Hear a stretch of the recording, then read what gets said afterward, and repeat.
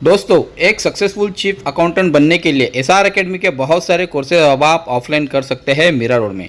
SR academy offers करती है courses like basic accounting, Tally Prime, GST, income tax, MS Excel और ऐसे बहुत सारे कोर्सेज जो आपको स्क्रीन पर दिख रहे हैं। आप पॉज करके कोर्सेज देख सकते हैं।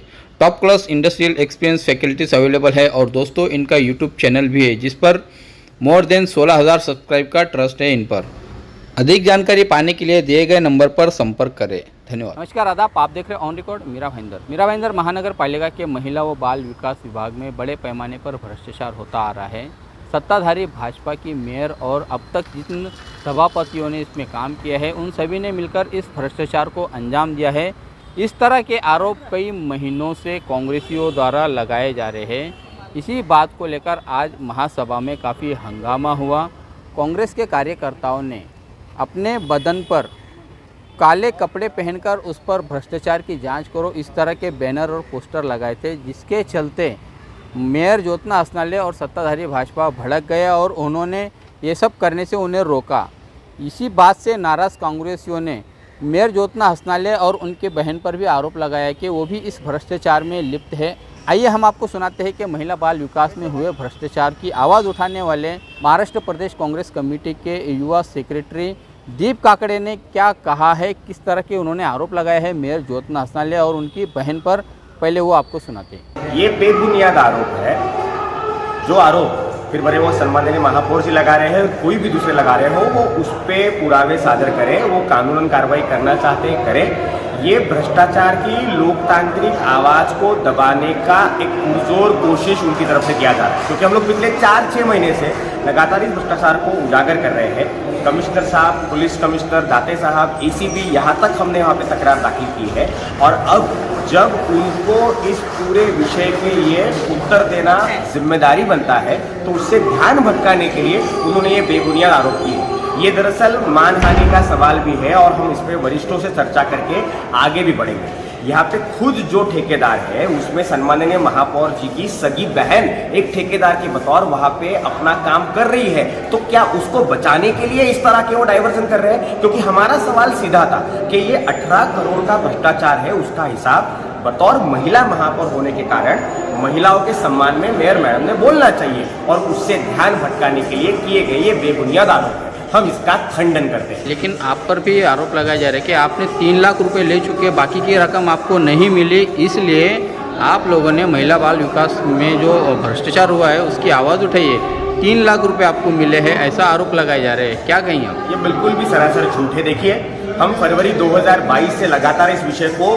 प्रेस के सामने, पब्लिक डोमेन के सामने, सोशल मीडिया के माध्यम से उठा रहे हैं। अगर आप देखेंगे तो हमने समुपदेशन केंद्र से लेके हर विषय को बाहर हर टप्पे पर उजागर किया है। आपके चैनल पे भी हमने इंटरव्यू दिया है। जिस किसी शख्सियत को कोई भी सेटलमेंट करने की आशा होती है वो केबिन के अंदर बैठता है, वो पब्लिक डोमेन में आके आंदोलन नहीं करता।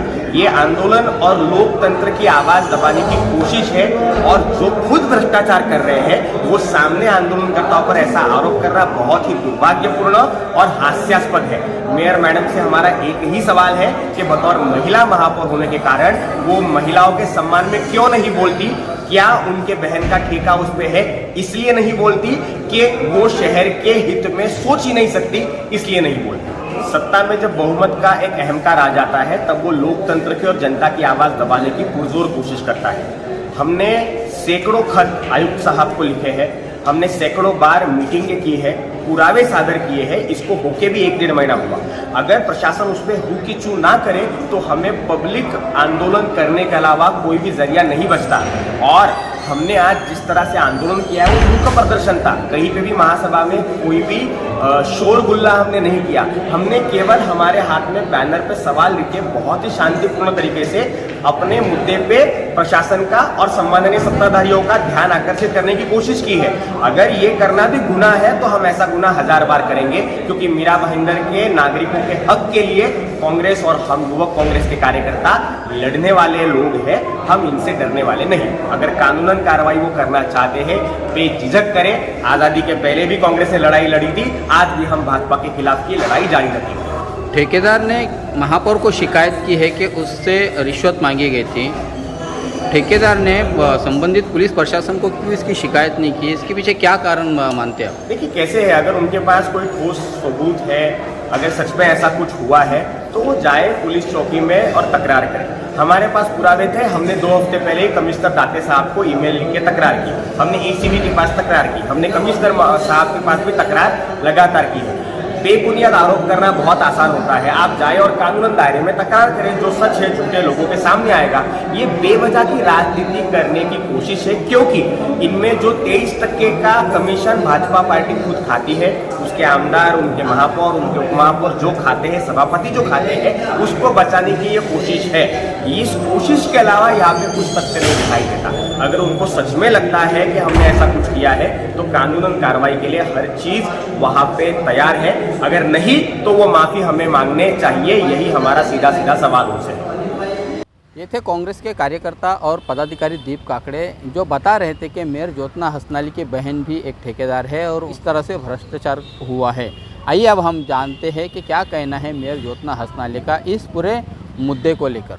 ऐसा है कि महिला बाल कल्याण समिति में सभी पक्ष के नगर सेविका होती है और वो वहाँ पे विषय के ऊपर चर्चा करते हैं, फिर ठहराव करते हैं और उस प्रकार ठहराव फिर अमल बजावने के लिए प्रशासन के पास जाता है। उसके बाद में प्रशासन का काम रहता है कि वहाँ पे लाभार्थी कौन से तरीके से आने चाहिए, कौन से लाभार्थी पात्र है, उसके ऊपर प्रशासन कार्रवाई करते हैं। तो इसमें भ्रष्टाचार महापौर ने कैसे किया वो उनको पहले तो साबित करना पड़ेगा।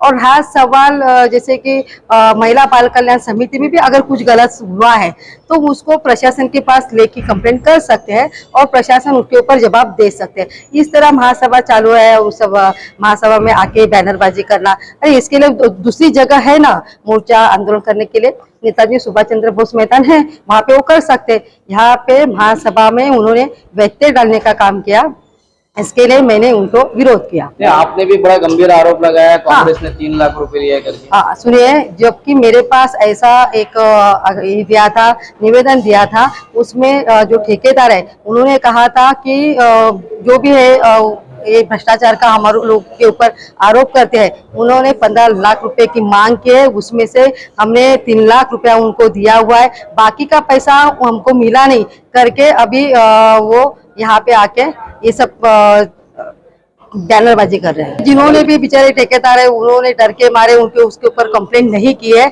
मगर शायद आगे वाले समय में अगर उनको तकलीफ होगी तो वो कंप्लेंट करेंगे उनके ऊपर। मैडम लेकिन जिस तरह से ठेकेदार आपको बतौर महापौर आपको शिकायत करते हैं, पुलिस स्टेशन में क्यों शिकायत करने नहीं क्योंकि जाते? सुनिए सुनिए ऐसा है कि ठेकेदार जो है इस महापालिका में काम करते हैं, महिला बाल कल्याण समिति के जो भी छोटे मोटे कामकाज रहते हैं वो लोग करते हैं। अब नियम के साथ करते हैं नहीं करते, इसके ऊपर उस महिला बाल कल्याण समिति के अधिकारी जो है, उपायुक्त है, अतिरिक्त आयुक्त है, आयुक्त है, इनकी वो सब प्रशासन ने उसके ऊपर कार्रवाई करनी चाहिए। जबकि प्रशासन अगर उसके ऊपर कार्रवाई नहीं करते होंगे तो ऐसे महासभा में बैनर बना के वो उसका हल नहीं निकलेगा। इसीलिए आज धोरण निश्चित करने का ठहराव महिला बाल कल्याण का आज यहाँ पे हो रहा था, उसमें ये सारी गड़बड़ उन्होंने की है।